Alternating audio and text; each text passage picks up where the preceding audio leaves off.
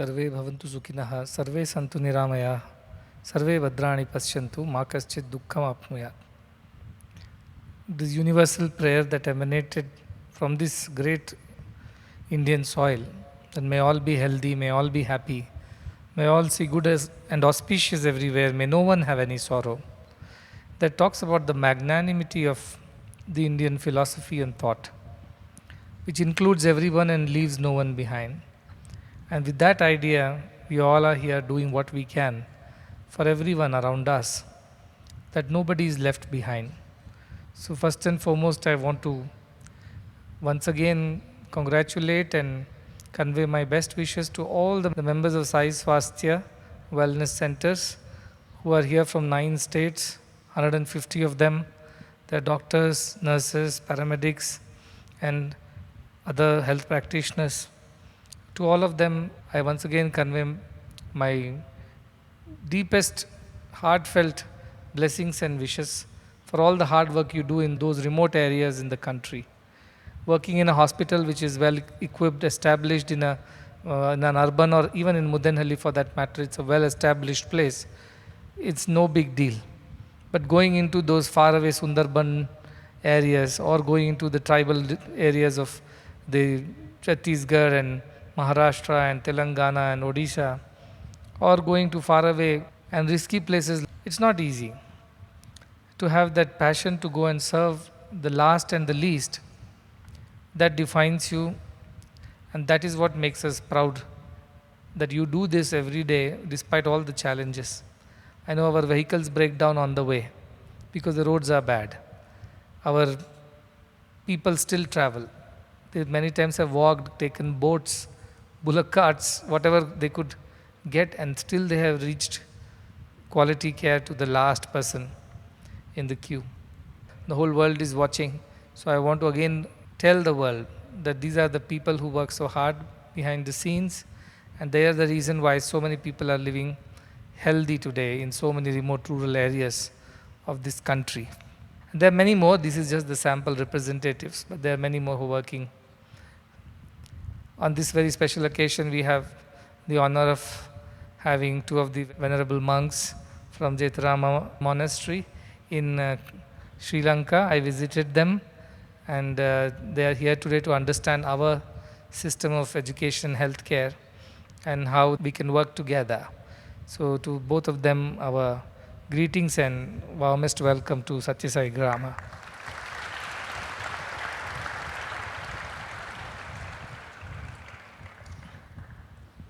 Of course, Dr. Srinivas and Narasimurthy ji, they have been the pillars of this mission right from the day one. Right from the word go, they were there. And I would say, I can't compare, but then the tougher task was given to Dr. Srinivas. Why, I would explain, because for Narasimurthy ji, it was to build a school in Karnataka. And he's a person from Karnataka, you see. He understands the language, he knows the people, he knows the place. Of course, Gulbarga was the farthest campus that time to start, was a difficult job. But our Dr. Srinivas was told to go to Chhattisgarh, Raipur, which was a place that he had never visited even in his dreams. And there was nothing except for a barren land that was shown to build a hospital. And he shifted lock, stock and barrel from Bangalore. Imagine the cool, cozy climate of Bangalore and those extreme climates of the plains of Chhattisgarh. You know, on one side it goes to 48, 50 degrees centigrade in summer. On the other side it falls to 10 degrees and below in winters. And the rains and the wind and name it, it's a very extreme kind of a weather pattern. So build a hospital which now has become a chain across the world and has saved more than 37,000 lives. It's not and all in the matter of less than 12 years. And mind you, all the hospitals were built eventually. Everything didn't start in 2012, but in the gap of 3 years after that. So this is all divinely ordained, divinely done. But divine needs instruments. See, no divine will manifest on its own. Even war of Mahabharata could not have happened if Arjuna did not relent to Krishna's advice that he must do his duty and be a good instrument. Nimitta matram bhava savyasachin, Krishna says. Be just an instrument of mine, and I shall do whatever is required through you. And these are the instruments or examples for the next generation. Because the next generations need ideals, examples, inspiration to mold themselves, to mold their lives around that. So these are the examples, and you are very fortunate that you are seeing these living examples amidst you. They are the very embodiment and personification of selfless service, love for God and love for humanity. So this is a great blessing to all the children, especially the students I want to talk to, because they are the ones who are going to be leading the future. And that is what Narasimha Sir is saying. And I have very brilliant children here, very dedicated, very committed, very devoted. Not everybody was like that on the day one, I know. But they all have changed, and they're now becoming the very reflections, manifestations of that baby Krishna that our Dr. Srinivas was talking about. The divinity is slowly manifesting in each one of them. It takes some time, it takes some time. That's why I tell our teachers, have patience with these children, because they come from difficult backgrounds. They come with their karmas and their whatever of the previous lives. And so it is difficult for them to immediately change and show the results. But give them some time, have some patience, allow a little more liberty for them to grow in their own time, and you will see the results. And the result is here for everyone to see. And I'm very hopeful about the future. Many people ask me, oh, you're building such big projects. How are you going to maintain this? How are you going to sustain it? Most of the people focus on the money part of it. They think, how will the money come? If you're not there, if leaders are not there, will the next generation take the efforts and the pain to run these institutions? But I always wonder, why are they not asking about the people, right kind of people who will run the institutions? If people are there, everything else will happen. And these are the people that we are producing over here through our universities, colleges, hostels, schools. And they are brilliant. They are very good children, good at heart, also very competent. And this is what makes me confident that we can go on doing what we are doing, because there are these kind of wonderful young generation with us who will deliver when their time comes. Of course, the devotees and supporters from around the world in India, they are of course examples in their own way. But to even be able to talk to somebody like Dr. Srinivas or Narasimha Sir or even Isaac Tiger, it's a great fortune to even see such people, that such beings exist on this very planet. You are their contemporaries. That itself is a great blessing. I want to emphasize about that, so that you understand the value of what you are getting. Even to get to see, hear, or even experience these personalities is not given to everyone. So you are very lucky that way. You are very lucky. And as I was walking around, there is one girl, Gayatri. I remember 6 years ago, I asked her to come to India and study medicine. She is from Malaysia, Kuala Lumpur. That time my vision was this, that one day these children of our devotees, they can do medicine, and then they can join our hospitals, and then, someday I will also be in my 60s and 70s, I know that. And I won't be able to do the same thing again. But there are these people who need to be groomed, who need to be motivated. I feel so fulfilled now. When I was walking, Gayatri was showing me all her gold medals. 8 gold medals in MBBS she has got. Almost all subjects.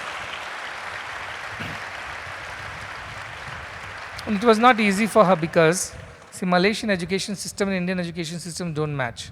So when she came here, she was in for a shock, because they told, you have to go back to Malaysia and do an extra something another year, and then you become equivalent to Indian education. Then you can write the NEET exam, and then you will be able to get into a medical school. So she went back. She did one more year of studies, though she had finished her schooling as per Malaysian standards, but to make it equal to Indian standards, she went back, studied an extra year of school, again came back, wrote the NEET. And she comes and shows me. I said, this is your whole class's gold medal or yours alone? She said, all these are mine. But look at this dedication, I'm sure if her father had told her, she wouldn't have studied this hard. Or her mother would have told, she's sitting there, she wouldn't have done this. But because I told you have a role in the future, you must work hard, you must learn, must help me in the future. And look at that. This is what they deliver. So when this happens, I feel very happy. I feel there is a future for this mission, because there are people like this who can shift countries, even forego their comforts of their homes and, develop the Malaysian education medical system. And they come here and work here. A mission was done, heart mission for pediatric heart surgeries in Penang in Malaysia. And someday, who knows, we might be having a hospital in Malaysia. And these are the children who come from Malaysia and studied here would go back and look after those centers. So this is how we are working for the whole world. Not just for India, not just for our Karnataka, or not just for our Chikbalapur.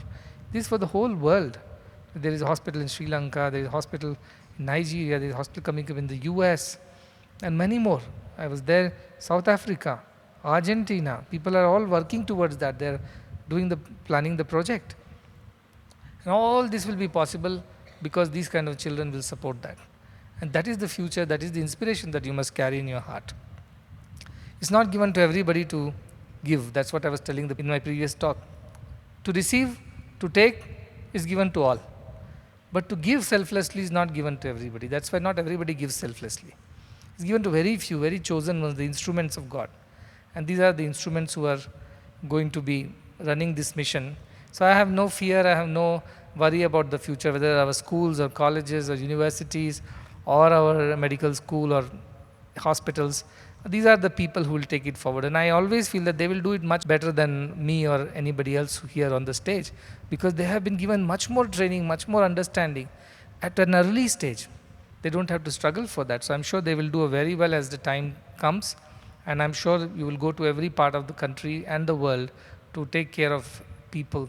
Because the expression of divinity is selfless service. If selfless service is not happening, there is no divinity. Somebody asked once, what happens when somebody is self-realized?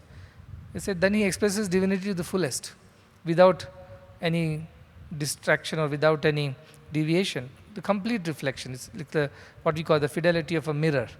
To that extent, it's completely manifesting without any distortions. When you do that, what happens? All the selfless good happens around you. Wherever this much selfless good is happening, know for sure divinity is there. Otherwise, this selfless good is not possible. And that is what is happening, and many more such centers will come up. But all I am trying to say is that maybe there was one Arjuna for one Krishna in those days, you see, who Krishna used as an instrument to establish Dharma. And that day Dharma was to make sure that the evil doers, the wrongdoers are brought to justice and the good prevails at the end, at whatever sacrifice that it requires to be made. That was the instrumentation of Arjuna. But today, all of you are Arjunas in your own way, because each one of you has been chosen to do the Dharma Sthapana. But what is Dharma Sthapana today? Dharma Sthapana is not fighting war against one another and killing the evil and establishing the right. No, Dharma Sthapana is simply ensuring that everybody born on earth has equal opportunities. That is righteousness. Poverty is the biggest crime against humanity. And poverty makes so many things go wrong for a person. Equalize this. If you can bring people to this equal platforms, equal opportunities, I think you would have done the greatest service. And that instrumentation is what we are looking at. And I'm sure each one of you will rise to the occasion and do it. Gayatri, can you come and speak a few words? Show all the gold medals. You have a tray full of gold medals. I never got these many gold medals in my life. And our medical students also, first year batch, the first batch, they all got first class. And 65-70% got distinctions. I hope you'll repeat the feat in the second year too. That is the standard they have already set, the benchmark. The next batch is, at their wits' end, because the first batch has set such high standards, the next batch has to follow. So you have already set an example, a benchmark, and I want the next batch also to follow through that.